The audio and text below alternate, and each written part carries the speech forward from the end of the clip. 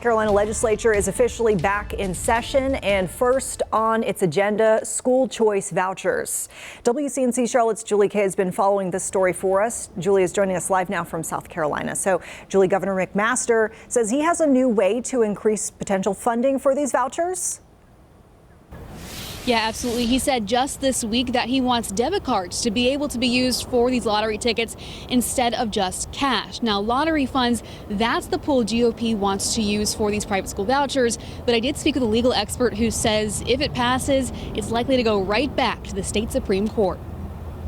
Winning the lottery feels like a 1 in a million chance. But if South Carolina Republicans get their way, your wins and your losses will go to funding school choice. The Senate Education Committee has polled favorable S-62, bill by Senators Hembry and Rice. The pre-filed bill was already approved in committee and will be up for consideration Wednesday, just months after the state Supreme Court struck down their last attempt. The state constitution says you cannot use public funds for private or religious schools. This bill takes it from lottery funds. Are they tax dollars that are collected? No, but it's money that comes from the public that the General Assembly appropriates and has control over. Jennifer Rainville is an attorney with the South Carolina Appleseed Legal Justice Center.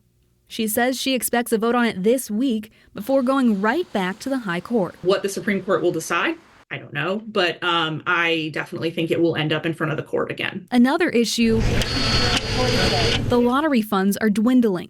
Governor McMaster getting ahead of this Monday by pushing for debit cards to be allowed to buy tickets instead of just cash. A move he says could increase revenue by $52 million a year. And I think there was some talk even in the meeting of pulling some things that lottery funds are paying for and paying for that out of a different account so that sort of everyone still receives that money. But again, money is a finite resource. The legislature reconvened with a GOP supermajority, but with the Supreme Court's recent rejection, the bill is placed on the calendar. A win or loss for the vouchers is still a gamble. Now, the proposal would allow most families making less than $150,000 a year to qualify, but the expert I talked to also emphasized again that these funds could be used for students already enrolled in private schools. So the concern is, would that take funding away from public schools without them having any less kids to take care of? Again, the legislature reconvenes tomorrow afternoon. Live in South Carolina, Julie Kay, WCNC Charlotte.